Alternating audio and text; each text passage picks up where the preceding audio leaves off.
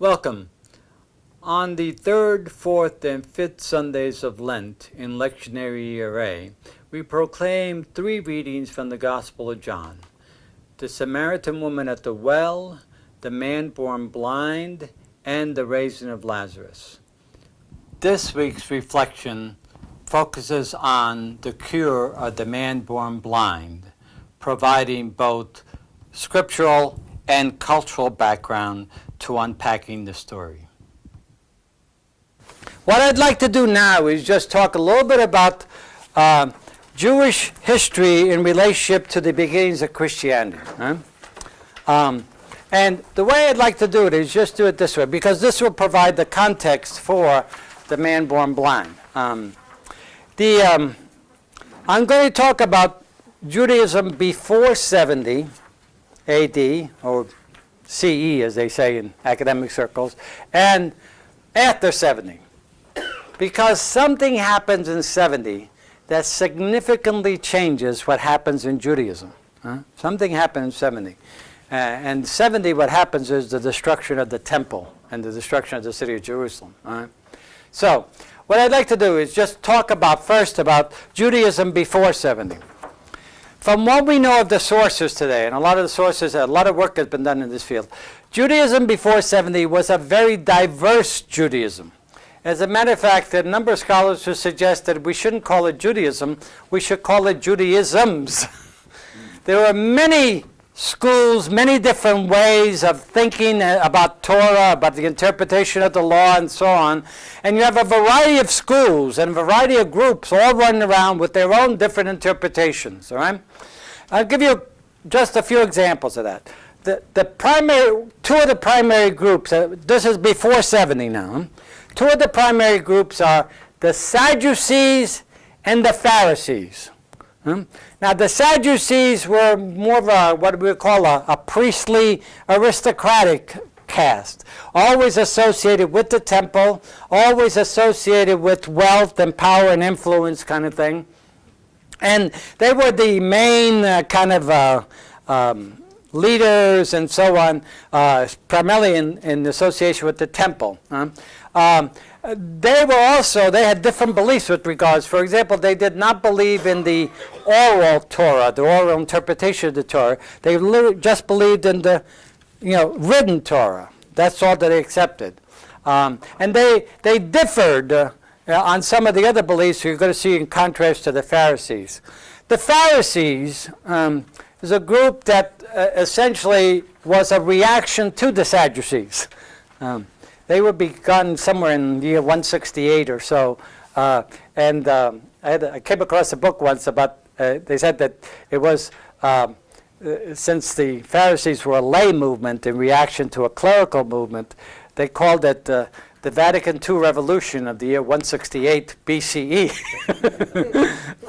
Simply because the Pharisees were reacting to the exclusive power structure of the Sadducees by saying, look, what's really important is not so much the association with the temple. The temple is important and Torah worship and all that. But what's really important also is what happens at your home, at your table, in your everyday life, in your interaction, to make sure that you don't just become religious when you go to the temple, you become religious in your every moment of your everyday life. And so they would believe in what they called the oral Torah. They would take the Torah, the Torah is the first 5 books of the Bible, where the law exists, given to Moses. So they would take that and say, well, how does this apply to this situation and to this context where you're living right here, right now? And so they did that. And they made sure that you followed dietary laws at home. You made sure you did what would be prescribed by the law. But you did it in the context of everyday life, not just connected. So synagogue and home were the key components of the Pharisaic tradition, and making sure that you were kind of faithful in whatever was happening in everyday life. You don't pick grain on the Sabbath. You make sure that you follow certain rules and regulations and so on. All right? So,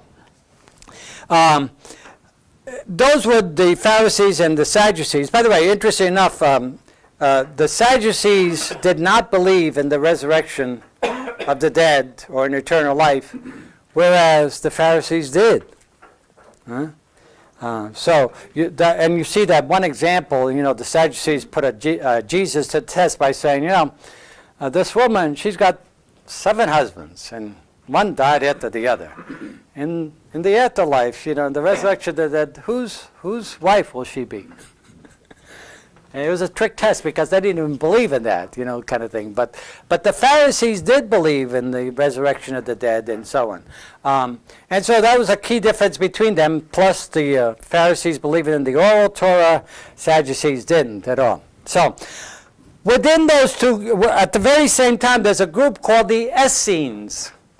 This was a group who did not accept either the Pharisees or the Sadducees. As a matter of fact, they said, a curse on both your houses, we're out of here.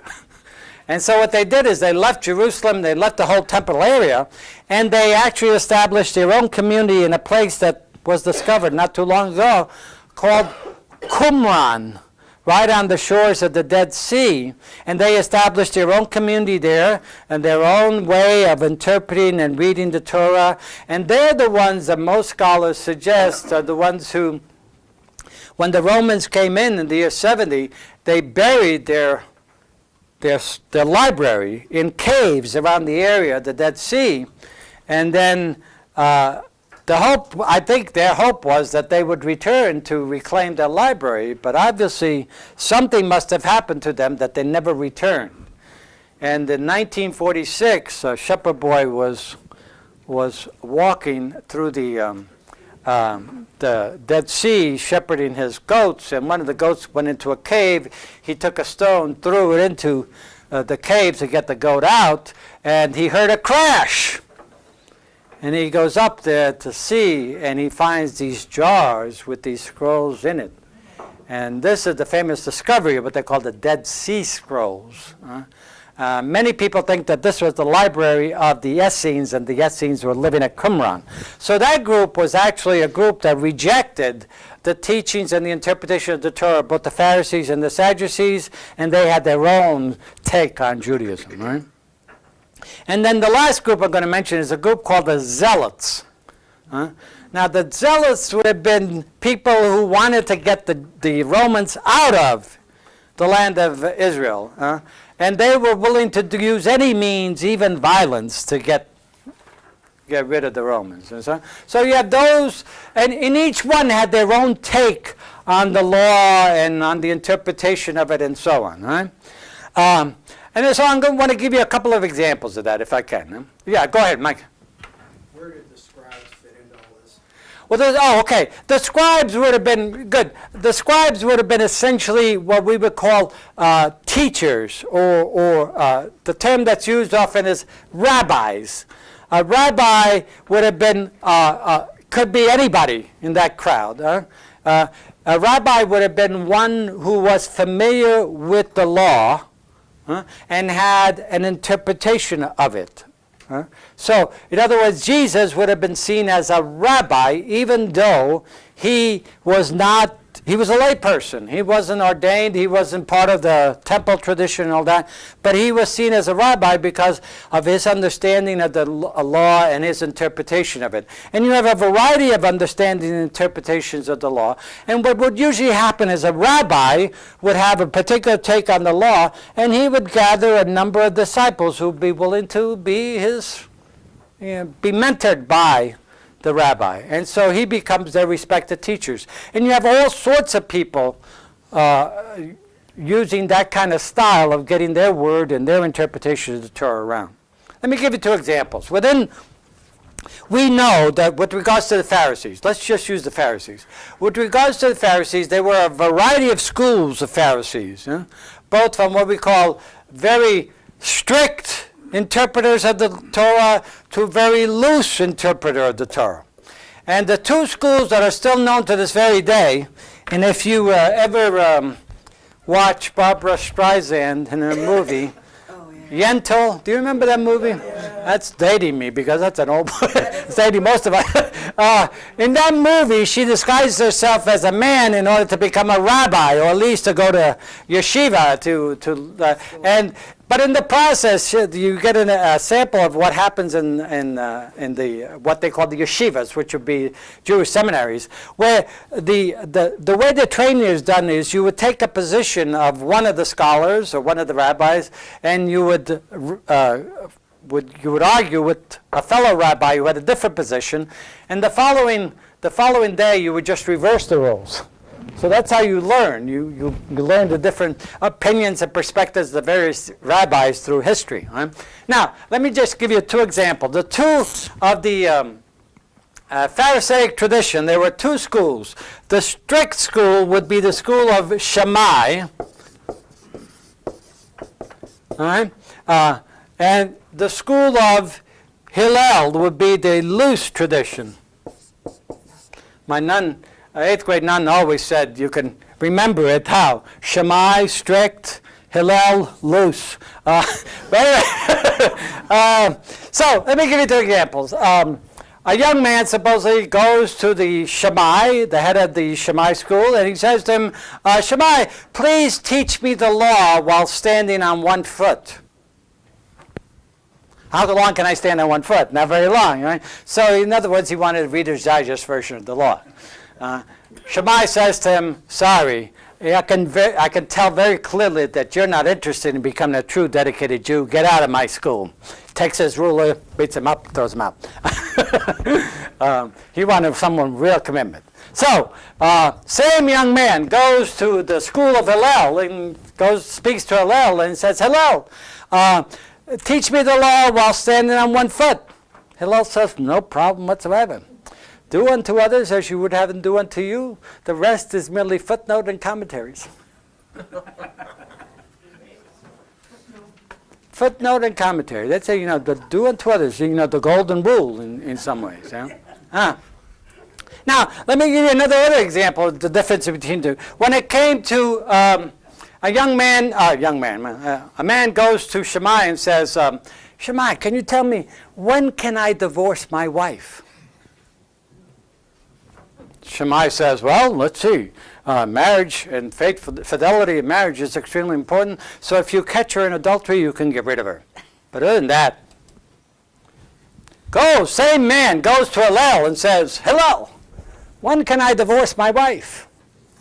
And it says, let's see. You married your wife so that she could take care of you, wash your clothes, do your cooking. If she doesn't do any of that, you can get rid of her. Now, these people are contemporaries of Jesus. And Jesus would have been, as even you see, a rabbi who also had his own take on the law. But, it's really interesting to me. That's why I use these two examples, because I think Jesus, in other words, picked things that he felt were what God was all about, and then rejected things. So for example, in the first example, Jesus is very much close to the teachings of Hillel. What's really important, when he gets asked, what's the greatest commandment? Love God, love your neighbor. The rest is all. Yeah. But when it comes to divorce, Jesus seems to be more close to the teachings of Shammai. And so on. So all I'm trying to say is that Jesus was a person of his time in the midst of a rich diversity of ways of looking and interpreting the law and the various images of God and so on. In schools, this is just a Pharisaic school. We're not even talking about the various differences among the Essenes themselves or the Sadducees. So all this is going on. Very rich, very significant experience. This is all pre-70. So what happens in the year 66? The year 66 to 70. Let me put all three dates on there. In the year 66, the Jews revolt against the Romans, and the Romans are really totally fed up with the Jews. So they bring in all their major legions down, and they eventually surround the city of Jerusalem. They besiege it, they starve it out, they eventually set fire to it, and one of the things that they do is they destroy the temple, literally burn it to the ground. Right? And so, and by the way, the battle continues, or at least the war continues till 73, because supposedly a number of zealots, supposedly over 1,000 zealots, fled the city of Jerusalem and went to Herod's fortress at Masada. And they hid there. And it was one of these impregnable fortresses where a sheer drop on three sides and only one way up. But the Romans were determined that they weren't going to give up. It took them 3 years to figure out a way to scale those walls, supposedly, and they eventually did that. And when they got in on the other side, supposedly, they had all committed suicide except for a few people who survived, rather than be taken by the Romans. I heard that today. I don't know if it's still true. I heard that today when they swear in the Israeli soldiers, they take them up to Masada to do it. Which, what it tells you about what? I've heard that. Yeah. That's true. Sure. Because obviously commitment till. Is it true that only the Pharisees survived the revolt and the Roman siege? But all the other parties, the Sadducees and everything? Well, yeah, that's where I'm going to go with it. Let me just finish this. Because that's exactly what happens here. So, after 70, you got a major identity crisis within Judaism. And the identity crisis is this. How can we continue to be Jews, truly Jews, without the temple? That's a major, because why? 2/3 of the law in the Torah pertain to temple sacrifice, temple worship, temple ritual, and all that. Now, how can we truly be Jews and be faithful to the law if we don't have a temple? And so it created a major crisis within Judaism. Now, with regards to the groups after 70, I mentioned the Sadducees. From what we know, we hear very little about the Sadducees anymore after 70. It's almost as if they fall off the ends of the earth or something. I don't know what happens to them. And nobody seems to know, but you don't hear anything from them. We don't know what happened to the Essenes, but what we do know is that Qumran was deserted, it was taken over by the Romans, and that they never came back for their library. So either they were done in by the Romans, or they fled, or we're not sure what happened. So those two groups are gone. Zealots are pretty much done in with the Masada incident and so on.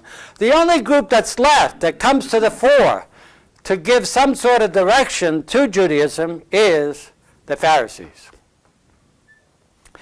And they were able to be the people who could tell Jews that, look, we can still be Jews without the temple. How?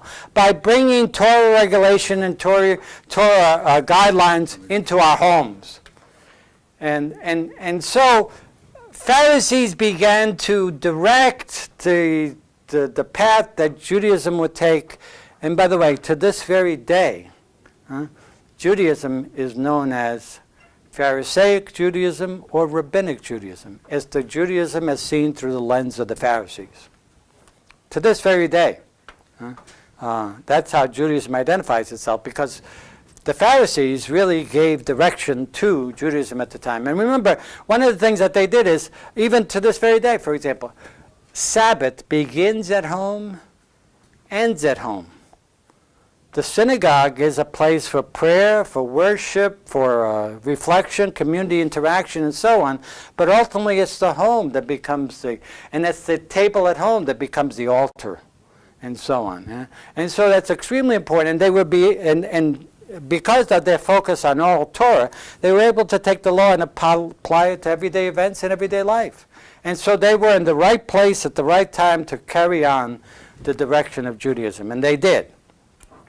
Now, one of the things that they also did in giving direction to Judaism was that they wanted to make sure that we were on the same path together, and anyone who accepted Jesus as the long-awaited Messiah, they really had an issue with, because they thought that those Jews were not really being faithful to their loyalty to Moses and to Torah. And so they had issues with them, and certainly by the end of the century, by the way, supposedly the dates that are used roughly is 85 with regards to when the Pharisees start to give very clear direction to Judaism. This is, and they start to have some sort of control in the land of Israel, determining what is Judaism and what isn't Judaism. What is true to the Torah, what isn't. All right?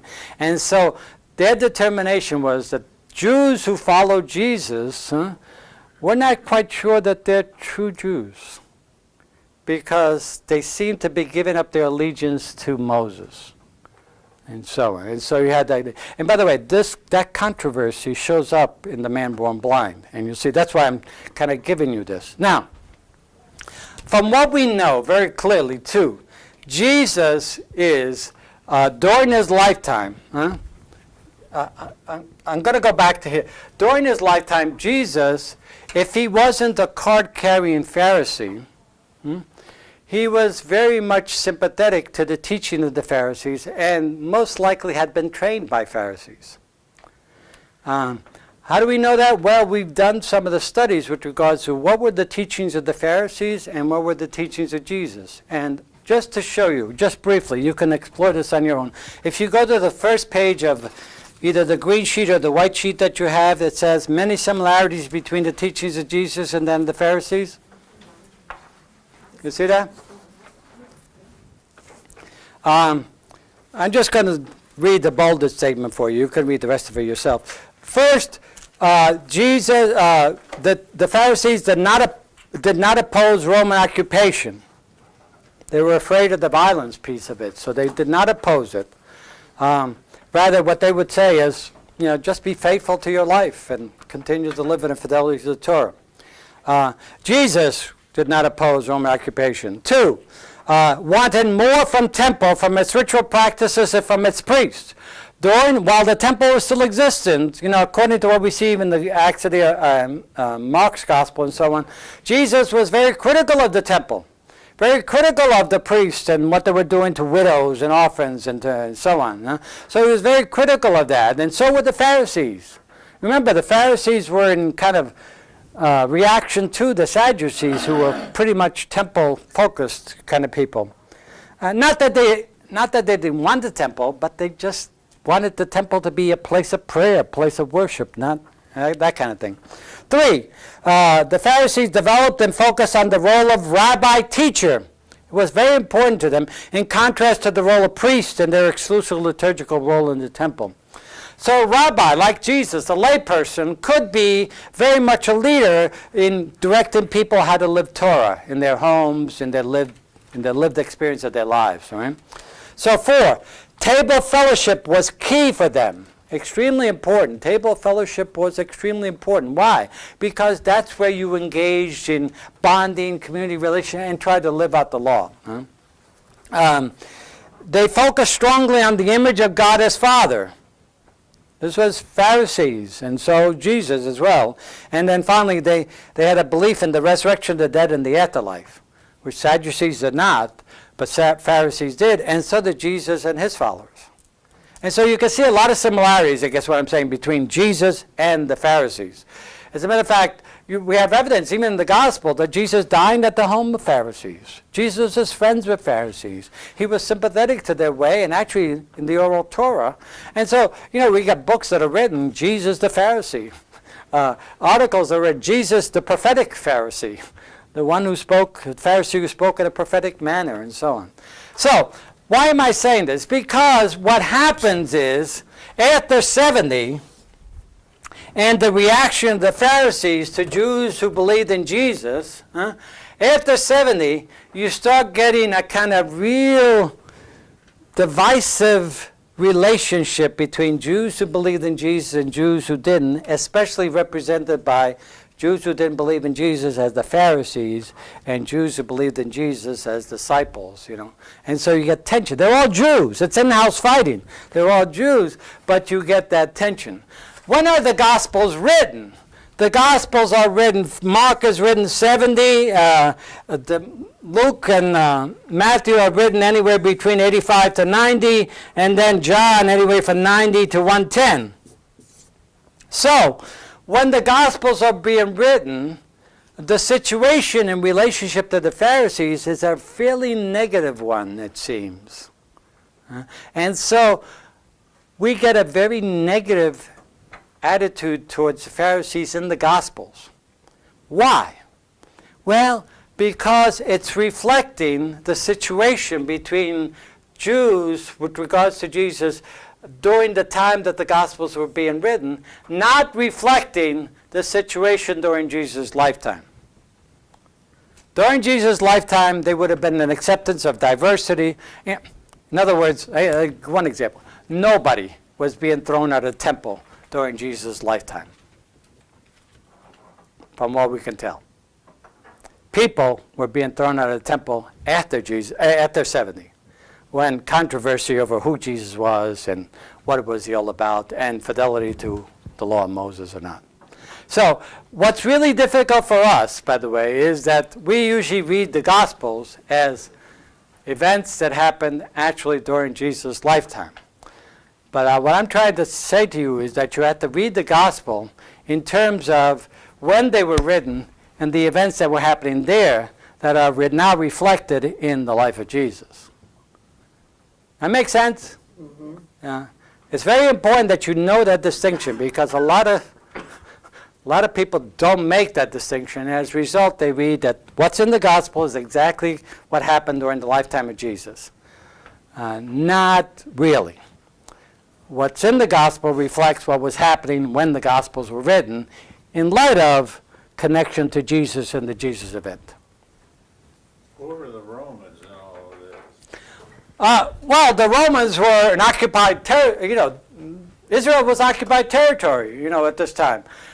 The Jews were doing their own religious thing, but the Romans were still politically and civilly in charge. They were, Israel was being controlled by governors, procurators, and things like that. So they really had nothing to do with this, but it was more an in-house kind of thing with regards to Pharisees giving direction to Jews as to how can we be Jews without temple. So. What about, do they make a distinction with the followers of Jesus when they go Christians or what? At this particular point, they're all Jews. Now, what really complicates the matter really very much is when these Jews are now open to allowing Gentiles to come in and be members of the community. It starts all the way as early as Paul, but it continues to snowball. More and more Gentiles are interested, and more Gentiles are welcome into the community. Matthew's gospel is focused almost primarily on that whole issue. Should we open ourselves up to Gentiles or not? Jews who follow Jesus. Should we open ourselves to Gentiles? And Matthew says very clearly, yes, we should, because that's what Jesus would want us to do. And so that's what complicates the issue even further, because eventually you're going to get to a point where we've got more Gentiles as followers of Jesus than Jews, and then you've got a whole other agenda, because now you're going to be separated from Judaism. But ultimately, in this whole agenda here, and you'll see it in John's Gospel, especially talking with Jews, you've got in-house fighting among Jews over the person of Jesus and the identity of Jesus. Mike, you had your hand up? Oh, just a little side. One of our professors told us that the 7 deacons who were appointed, by the apostles, right, on tables and served, they all had Greek names. Right. And it was probably, there were still Jewish Christians who didn't see intermingling with Gentiles as acceptable, so they assigned these Greek Christians to appease those, right, yeah. Yeah, you had the Hebrew widows and the Greek widows, and they were arguing that the Hebrew widows were being taken care of better than the Greek widows. So you hire these Greek persons to make sure that the Greek widows were really taken care of, and so on. But it gets really complicated. But I want to focus primarily on the fact that it's still an in-house fighting among Jews. And meanwhile, Gentiles are part of that picture, but they don't enter into this in-house fighting, because they're talking about, are you being a true Jew if you follow Jesus? Are you being faithful to Torah if you follow Jesus as his interpretation of Torah? Previous to 70, that wouldn't have been the case. After 70, it becomes a major issue. And that's going to be reflected in all the Gospels, all right? Okay, so given all of that, let's go to the actual chapter 9, all right? So chapter 9 starts with the man born blind, all right? By the way, in order to understand the man born blind, you have to also understand what just happened before that. This is the Feast of Tabernacles. The Feast of Tabernacle has to do with, as a matter of fact, I gave it to you. Why don't you maybe go back to the green sheet that I gave you. The second sheet I gave you is Jewish festivals.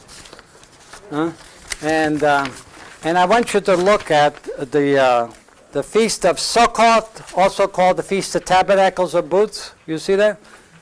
It's on the flip side. Oh, yes.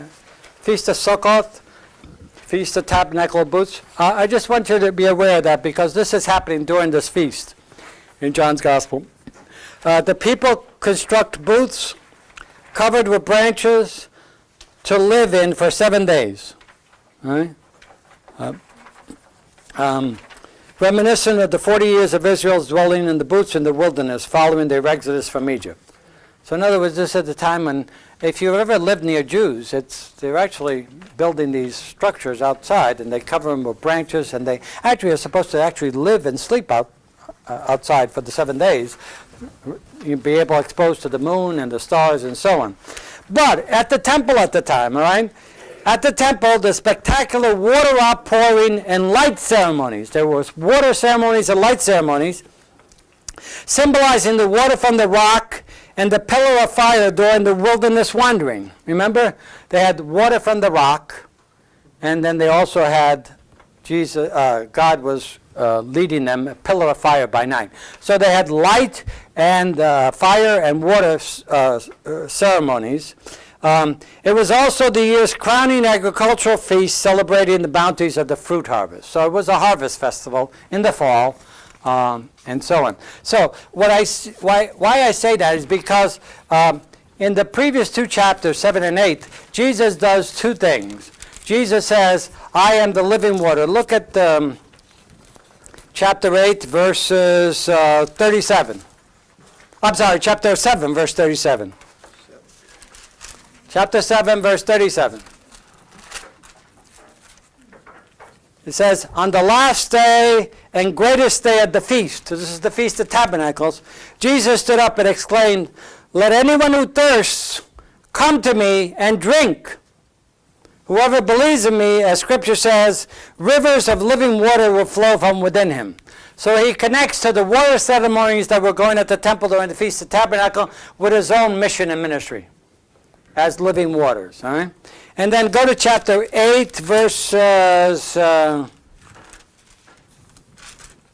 12. Jesus spoke to them again, saying, I am the light of the world. Whoever follows me will not walk in darkness, but will have the light of life.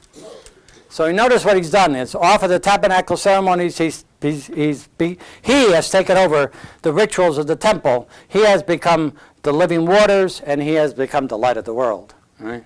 So the I am ceremony. So all that is very important as a precedent to the chapter 9, because chapter 8 ends with, so they picked up stones to throw at him, but Jesus hid and went out of the temple area. Controversy has with the Jews, so he's leaving the temple area the same day of the last day of the tabernacle. The very next verse is chapter 9, verse 1. As he passed by, he saw a man blind from birth. That means he just left the temple, and as he was passing by, he saw a man blind from birth. Right? So all this is one event, in other words. You got to remember that Gospels, the manuscripts of the Gospels, there were no chapters or verses. It was all one continuous story. So this would have been just one continuous story. As he passed by, he saw a man blind from birth. His disciples asked him, Rabbi, who sinned, this man or his parents, that he was born blind? And this was a typical theological conundrum. You didn't want to blame it on God for this man's sinfulness. So for this man's condition. So it had to be something that either he did or his parents did. So if his parents didn't do anything, well, if he was a man born blind, what could he have done? So he couldn't have done anything. Maybe it was his parents. But they also made distinction. Maybe he could have done something in his womb that caused him to. He sinned in the womb or something. I don't know. But certainly they still had this notion that your condition, if you're lame or blind, it was due to something that you had done wrong, right? And so on. So Jesus answered them. By the way, I keep forgetting to do this with you. You can follow this along. On the flip side of the first sheet in your green packet or your white packet, there's this outline. These are the 7 scenes. I meant to say this before I actually began. These are the 7 scenes of the passage, all right? And you will notice it's chiastic formula, which is a technical term, but let me, very simply, have you ever done a sandwich where you have one piece of bread here, one piece of bread here, then a piece of lettuce here and a piece of lettuce here, tomato and a tomato here, and in the center you put the meat? Well, it's exactly what the 7 scenes are here. The first one corresponds to the last one, the second one corresponds to the second, and so on. A1 to A to A1, B to B1, that's what those letters are there. And then D seems to be the focus of the passage. So let's look at it. Right? So just follow that as we go along. And remember, as I said, there are 2 main characters always at the time, or 2 sets of characters, and center stage always at the same time. So this is the disciples and Jesus now. Right? Rabbi, who sinned, this man or his parents, that he was born blind? Jesus answered, neither he nor his parents sinned. It is so that the works of God might be made visible through him. So in other words, your theology doesn't make any sense to me, he's saying. He says, rather, this becomes an occasion for God's work to be manifested in this person. And so that's what's really more important. Forget that theology. And so we have to do that. He says, neither he or his parents sin, it is so that the works of God might be made visible through him. We have to do the works of the one who sent me while it is day. Night is coming when no one can work. What does that mean? We have to do the work while it is day. No one. Well, literally it means you can't do much work when there's no light. That's what literally means. But it means a whole lot more than that here. What? Yeah, it could be, we have to continue doing the work. When I'm gone, this work. However, this is very interesting. It says we had to. Meaning what? Who's the we? It's he and his followers. In other words, when I'm gone, I'm here to do this work. But when I'm gone, guess what? You guys had to continue the work. We had to do the work. Well, and it's got to be the work connected with Jesus, by the way, all the time, right? Night is coming when no one can work. While I am in the world, I am the light of the world. You notice how he picks up with what went on before. And he's going to talk about the light through this.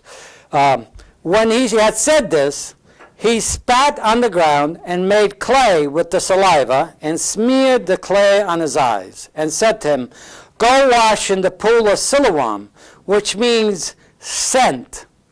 By the way, does anybody have a different translation than that? Because sometimes it should be sent one as well. Mine says go wash in the pool. What? Mine says go wash in the pool of Siloam. Yeah. Which means sent. Sent, so it's the same, yeah. So anyway, the sent, remember in Jesus, 31 times he is sent from the Father. And so now he sends others as well, connected to him. So he went and washed and came back able to see. All right? Interesting, the spittle and saliva and all that. Supposedly, in the ancient world, and you can see this in a number of works that have been written about medicines and so on, is that spittle and saliva was considered to have curative qualities, and therefore it was used as a medical regimen at the time. So you mix it with clay, you smear it on a person's eyes. But notice, when does the miracle happen? After he's gone. What? After he's gone. Yeah, if he's gone to the water to wash. The pool of Siloam, they discovered it in 2004. It was a mikvah pool. This was a pool for ritual bathing, where you purified yourself after you were impure or you were defiled. By the way, anyone who was lame or blind or couldn't hear, whatever, were literally defiled, and they had to purify themselves before. So that's what probably Jesus is saying. Go into the pool and go wash into the pool of Siloam. So he went, washed, and came back able to see. And so he was able to see. So that's the miracle, by the way. And by the way, one of the interesting things about this miracle is that the blind man does exactly what Jesus asks him to do. There's a famous story in the Old Testament about good old Naaman the prophet. Naaman the Syrian, I believe. He was a Syrian. He was a leper. He had a slave girl who was Hebrew. And she said to him, if you go to Israel, the land of Israel, there's a man of the Lord, a prophet, who can cure you. So he goes, and I think it's Elijah he goes to, and Elijah says to him, go wash yourself in the Jordan 7 times. And Naaman says, not interested. The waters in my country is so much better than your dirty Jordan River, so I'm not going to do that. So he goes back. He tells this to the slave girl. The slave girl says, you idiot, go back and do exactly what the prophet told you to do. So he eventually goes back. He does go into the water. He gets cured and so on. And then he ends up the story by telling Elijah, could I have a couple of mule loads of earth so when I go back to my country, I can build an altar and I can worship the God of Israel. So many people think this very much is connected to that. But in this case, the blind man does exactly what Jesus told him to do. So that's the miracle. And the rest of it is the controversy.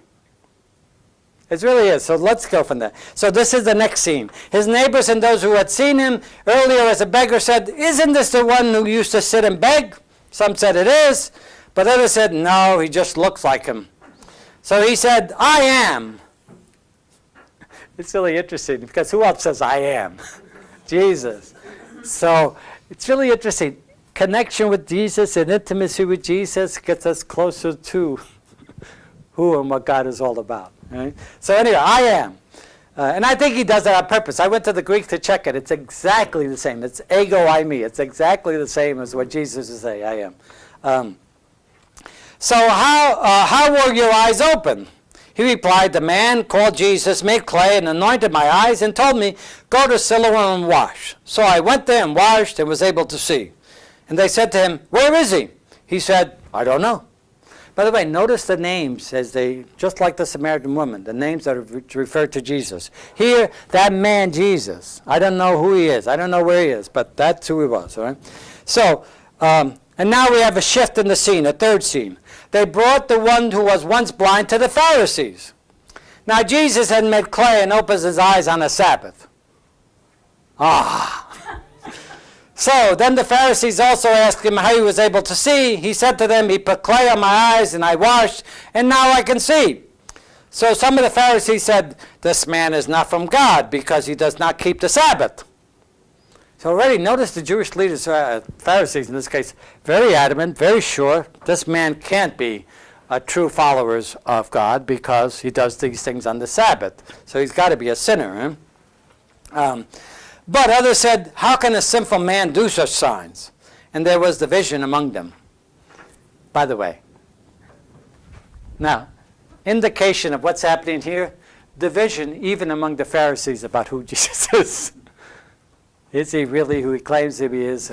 Should we follow him or not? So in verse 17, so they said to the blind man again, what do you have to say about him since he opened your eyes? He said, he is a prophet. Now remember, Samaritan woman also said, eventually I can see that you're a prophet. That this guy's coming to a deeper recognition. It's a faith in phases, What's going on here. Now the Jews did not believe that he had been blind and gained his sight until they summoned the parents of the one who had gained his sight. Okay, now the blind man is off into the corner, and now the parents are in the center stage, or with the Pharisees. They asked him, "Is this your son who you say was born blind? How does he now see?" His parent answered and said, "We know that this is our son and that he was born blind. We do not know how he sees now, nor do we know who opened his eyes. Ask him. He is of age. He can speak for himself." That's a fairly arrogant way of responding back to the... and so, but then, the gospel begins to explain. His parents said this because they were afraid of the Jews. For the Jews had already agreed that if anyone acknowledged him as the Messiah, he would be expelled from the synagogue. For this reason, his parents said, "He is of age, question him." So in your sandwich technique here, that passage, that scene, is the meat of the sandwich. In other words, what the Johannine community, what John wants you to emphasize is the fact that there was severe tension among Jews over the person of Jesus, and that some Jews were expelling others on the basis of their belief and following of Jesus. That's what he wants you to focus in on. And by the way, this is a great miracle. The man has been born blind, has been made.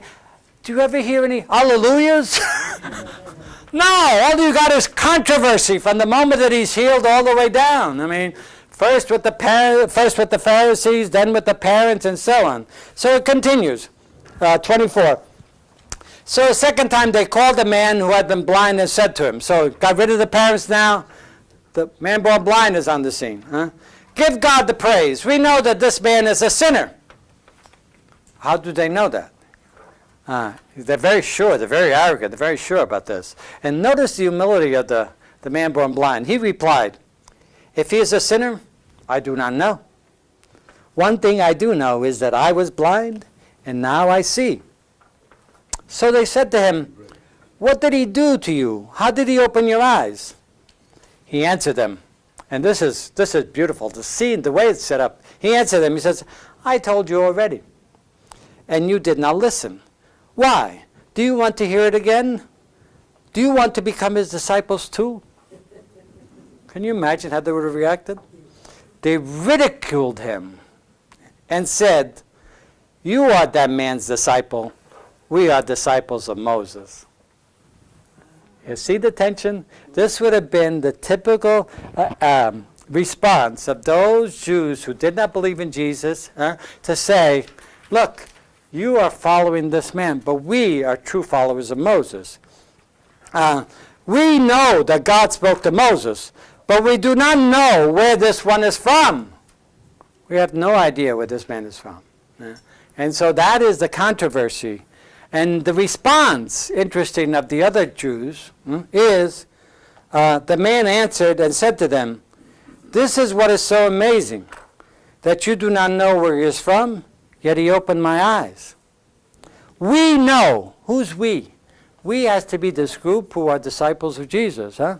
We know that God does not listen to sinners, but if one is devout and does his will, he listens to him. It is unheard of that anyone ever opened the eyes of a person born blind. If this man were not from God, he would not be able to do anything. They answered and said to him, "You were born totally in sin, and are you trying to teach us?" Then they threw him out. It's beautiful the way the story kind of builds up.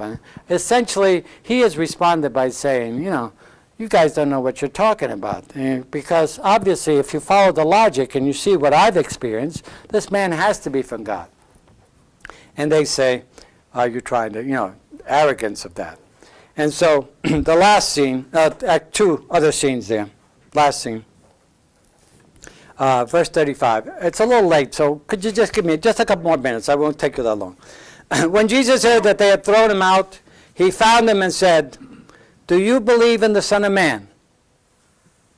Son of Man is a title that Jesus used for himself here in this gospel. It goes all the way back to the book of Daniel. Son of Man is the one who would be coming down on a cloud to do God's will. He answered and said, "Who is he, sir, that I may believe in him?" Jesus said to him, "You have seen him, and the one speaking with you is he." he said, I do believe, Lord, and he worshipped him. And notice it goes from Lord to Son of Man to prophet, Son of Man, Lord, and worshiped him. Then Jesus said, and I'm not sure, verse 39 to 41 is probably a whole other scene. Then Jesus said, I came into this world for judgment, so that those who do not see, might open their eyes, and those who do see might become blind. Their refusal to open themselves up to Jesus. Now, verse 40 says, some of the Pharisees who were with him heard this and said to them, surely we are not blind, are we? Interesting question. And they would have, some of the Pharisees would have been asking that kind of question themselves in relationship to those Jews who had accepted Jesus. Jesus said to them, if you were blind, you would have no sin. You'd have an excuse, in other words. But the fact that you see and don't understand, in other words, the fact that but now you are saying we see, so your sin remains. And again, remember what sin is for John. Your sin remains is your refusal, your outright refusal to open your eyes and to see and understand what Jesus is all about. Right? So that's the man born blind. Mike? There's that one line in there that's always kind of bugged me, and it's attributed to the group who would have been, defending Jesus. He said, we know that God does not listen to sinners, does not hear the prayers of sinners. So would that, theologically? that have been kind of their thought at the time? Yeah, it probably would have been. Although you have, remember the famous story in Luke's gospel, in Matthew's gospel, where it's Luke's gospel. The Pharisee and the publican go to the temple to pray. Both are allowed to enter the temple to pray, and the publican says, so God does hear. So is this a theological spin-off? This particular man, is he as insightful with regards to Torah? I don't know. That's a good question. But we know from other things that God does hear the prayers of sinners. That God does pay attention to those who are sinners.